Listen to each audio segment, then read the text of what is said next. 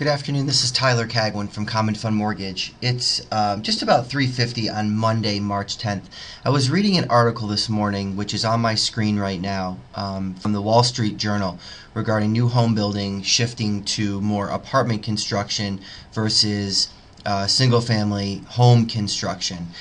The point in it, basically, that it made is that it arises a few issues that we as mortgage people and real estate agents need to consider going forward in the years ahead.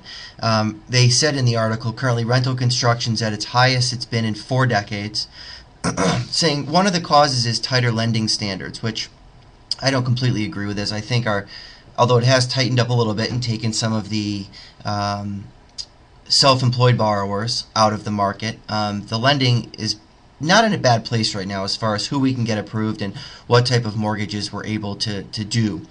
1 in 3 new construction projects right now were in a rental building, and their expectation is that as the job market improves, more young people are going to be moving out of their parents' home and into rental units and possibly not buying a home, which brings up another problem. Now, one of the examples that they used was a girl who expects that she'll be renting for 5 years or up to 10 years, as she doesn't want to have a home to maintain. So, few issues. 1, no sales or fewer sales for you as agents and fewer mortgage loans for us as mortgage bankers. When prices rise and people are buying homes and starting families, people tend to feel richer and spend more, which helps the overall economy, obviously. And then the other problem that comes up is that they say through studies that 4 jobs are created for every single family home that's constructed versus 2 for multifamily units. So as far as the real estate industry's end of helping us come out of this recession is concerned, this is a little bit of a startling fact, as we're not going to see the job creation we did in home building that we did a few years ago. So what I've done is I put together a presentation for you to take a look at, and what this does is only compares 2 FHA programs to somebody who would be renting. And I just want to point out, and a little fact for you guys, and I'd be happy to prepare this presentation for you for any clients that you plan on meeting with. Please just email me and we can discuss this. But what this does is illustrates over 1 year and 5 years basically, and we'll look at the 5 year. The amount of rent that would be paid would be $55,091 over the course of 5 years. That's money that isn't doing anything for them. It's just money out the window.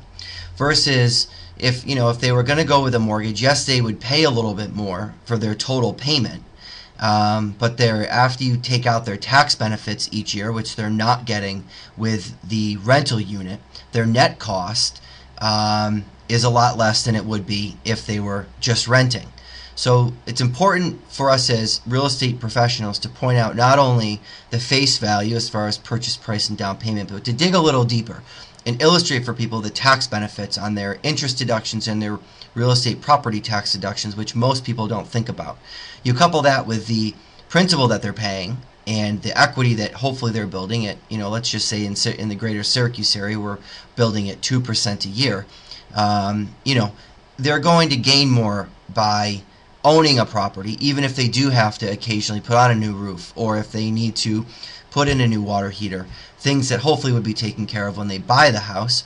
But the maintenance is a small portion of what you get as a result of owning a home. So looking at a home is more of an investment versus just as a place to rest your head, I think, and illustrating that to especially young buyers as they're getting into the market might help us to convert some more sales.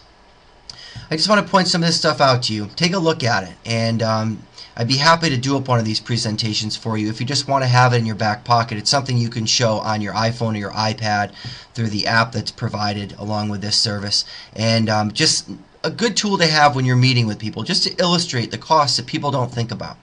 So again, this is Tyler Cagwin working for Common Fund Mortgage. My phone number here at the office, 422-2325, extension 134. Thank you for taking the time to look at this, and I look forward to speaking with you soon.